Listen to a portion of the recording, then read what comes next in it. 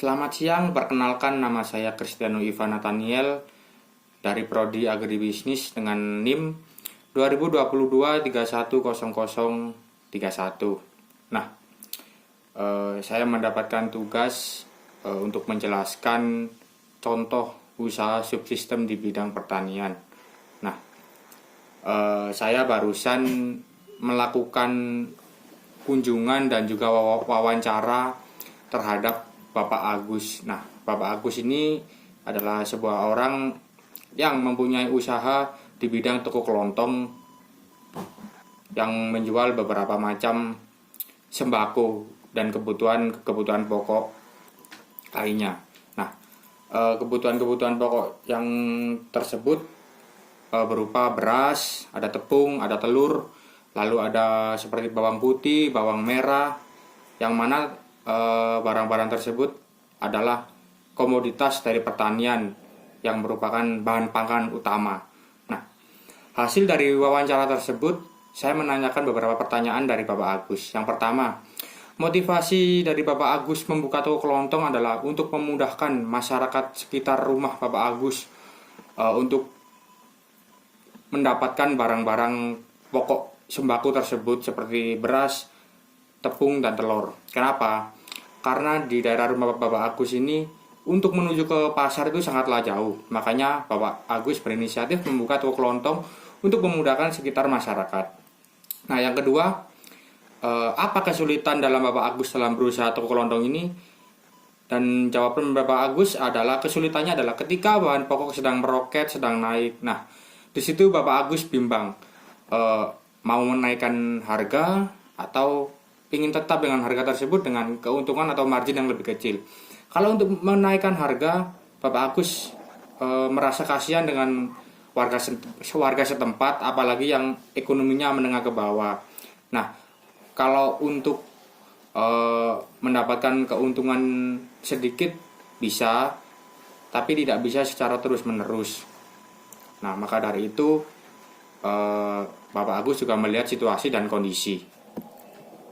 Terima kasih. Selamat siang, saya akan melanjutkan contoh kedua dari tugas saya, yaitu pengantar agribisnis. Nah, di dalam contoh kedua ini saya mengunjungi salah satu kios pisang yang ada di dalam pasar Bunul Rejo. Kenapa saya mencontohkan contoh kedua ini ke penjual pisang? Karena siapa sih orang di dunia ini yang tidak mengenal dengan pisang, buah yang sangat nikmat dan banyak konsumsinya dan juga banyak manfaatnya. Nah, saya akan menjelaskan hasil wawancara saya bersama dengan ibu penjual pisang. Yang pertama-tama saya tanyakan adalah mengapa ibu ini tertarik berjualan pisang, yang dimana banyak sekali buah-buah ada pilihan lain seperti buah mangga, buah durian. Nah, salah satunya adalah melanjutkan usaha dari orang tuanya dulu, yang orang tuanya dulu sudah berjualan pisang sangat lama yang diturunkan ke anak-anaknya. Nah, yang kedua, berapa keuntungan yang bisa didapatkan dalam berjualan pisang ini dan keuntungan bersihnya.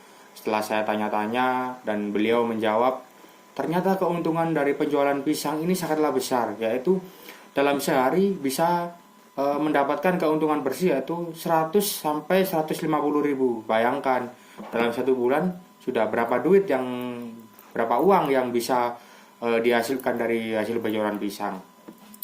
Dan yang ketiga, untuk sistem pisangnya tersebut, sistem berjualan pisang masuk ke dalam subsistem jasa, yang dimana pisang tersebut didatangkan dari petani ataupun tengkulak yang menggunakan jasa angkutan, yaitu ibu ini tidak mengambil sendiri pisang yang akan dijual, tapi menggunakan jasa pengangkutan, yaitu pickup yang langsung dikirim ke dalam kios ibu ini.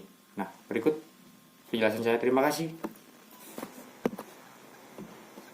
saya akan menjelaskan contoh ketiga dalam tugas saya, yaitu pengantar agribisnis. Nah, di dalam contoh yang ketiga ini, saya mengunjungi salah satu pedagang, yaitu bernama Ibu Tias, yang Ibu Tias ini adalah seorang yang berjualan gado-gado. Nah, saya tanyain Ibu Tias ini, apa alasan Ibu Tias berjualan gado-gado? Nah, yang pertama, alasan Ibu Tias ini adalah yang dimana sekarang ini banyak sekali makanan-makanan junk food, makanan-makanan siap saji di zaman sekarang ini. Ibu Tias masih ingin menunjukkan bahwa masih ada makanan sehat di zaman sekarang ini, yaitu dengan salah satunya berjualan gado-gado. Nah, pertanyaan saya yang kedua adalah, apa kesulitan dalam berjualan gado-gado ini? Ternyata jawaban Ibu Tias, dalam berjualan gado-gado ini tidak banyak kesulitannya. Namun ada salah satunya, yaitu ketika Ibu Tias belanja banyak sayur hari ini, lalu dagangannya hari ini tidak laku, maka sayur yang dibelanjakan hari ini tidak bisa digunakan untuk besok hari, atau tidak bisa digunakan untuk berjualan besok hari. Alasannya adalah karena Ibu Tias selalu menjaga kualitas dan mutu dalam berjualannya. Maka dari itu, ketika sayuran hari ini tidak habis, maka langsung dibuang. Nah, dan pertanyaan saya kedua, dalam satu hari Ibu Tias ini dapat berjualan berapa bungkus, atau dapat menjual gado-gadonya dalam berapa bungkus? Nah, untuk di hari biasa atau Senin sampai Kamis atau sampai Jumat, itu biasanya Ibu Tias bisa menjual 10-15 bungkus gado-gado. Nah, kalau di weekend, Sabtu, Minggu, itu adalah hari yang sangat ramai, yaitu Ibu Tias bisa menjual 30-40 bungkus, yang dimana rata-rata satu bungkusnya itu dihargai dengan harga 10.000. Nah, di zaman sekarang ini sangat sulit menemukan makanan sehat, apalagi yang murah. Saya akan menjelaskan contoh keempat dalam tugas saya pengantar agribisnis. Nah, dalam contoh keempat ini, saya memilih pedagang jamu sebagai sumber wawancara saya dan diskusi saya. Kenapa saya memilih pedagang jamu? Karena pedagang jamu ini sangat menarik ya di zaman sekarang ini, yang sudah jarang sekali orang mau berjualan jamu. Nah, usaha jamu ini sendiri, maksudnya jamu tradisional ini masuk ke dalam bisnis di bidang pertanian. Mengapa? Karena bahan baku utama untuk membuat jamu ini adalah tumbuh-tumbuhan yang diolah dengan secara tradisional. Contohnya ditumbuk, lalu diulek, dan lain-lain. Nah, dalam kesempatan ini saya akan menjelaskan hasil wawancara saya terhadap bapak yang berjualan jamu yang ada di dalam Pasar Bunul Rejo. Nah, untuk tempatnya sendiri yaitu ada di kios yang ada di Pasar Bunul. Nah, pertanyaan pertama yang saya tanyakan kepada bapak ini adalah, berapa harga untuk satu gelas jamu di warung bapak ini? Nah, si bapak menjawab, yaitu untuk satu gelas jamu dibanderol dengan harga 3.000 sampai 5.000 rupiah tergantung jenis jamunya. Nah, semakin banyak campuran jenis jamu yang ada di dalamnya, maka akan semakin mahal juga harganya. Nah, pertanyaan yang kedua, mengapa di zaman sekarang ini bapak masih mau berjualan jamu? Nah, karena menurut bapak di zaman sekarang ini sudah jarang sekali orang yang berjualan jamu, jadi kompetitornya menjadi sedikit dan bahkan tidak ada. Karena di dalam Pasar Bunul Rejo sendiri, dalam satu pasar itu yang berjualan jamu cuma bapak ini. Nah, oleh karena itu dalam proses penjualan jamu tradisional ini masuk ke dalam subsistem pengolahan. Karena mengapa kok masuk dalam sistem pengolahan?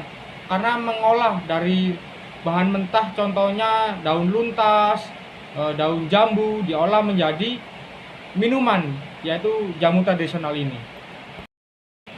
Nah, dalam lanjutan video ini saya akan menjelaskan contoh kelima dalam tugas saya pengantar agribisnis. Nah, dalam contoh kelima ini saya memilih usaha di bidang pertanian, yaitu tempe. Nah, mengapa saya memilih tempe sebagai contoh kelima saya?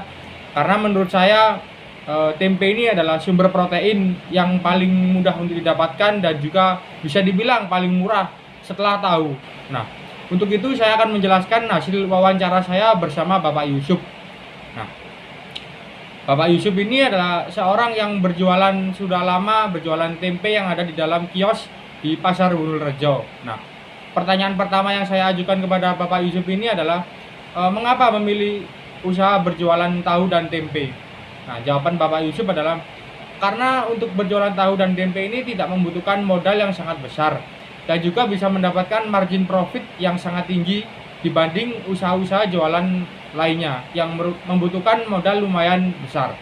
Nah, pertanyaan kedua, untuk berapa untuk harga satu biasanya orang membeli tempe? Nah, biasanya Bapak Yusuf ini menjual 5.000 sampai 10.000 untuk beberapa potongan dari tempenya tersebut. Nah, dalam bidang pertanian ini, tempe ini merupakan masuk ke dalam subsistem pengolahan. Mengapa masuk dalam subsistem pengolahan? Karena membutuhkan pengolahan dari kedelai mentah, lalu melakukan proses fermentasi dan juga baru bisa menjadi tempe. Nah, oleh sebab itu tempe ini bisa dikatakan usaha pertanian yang masuk ke dalam subsistem pengolahan.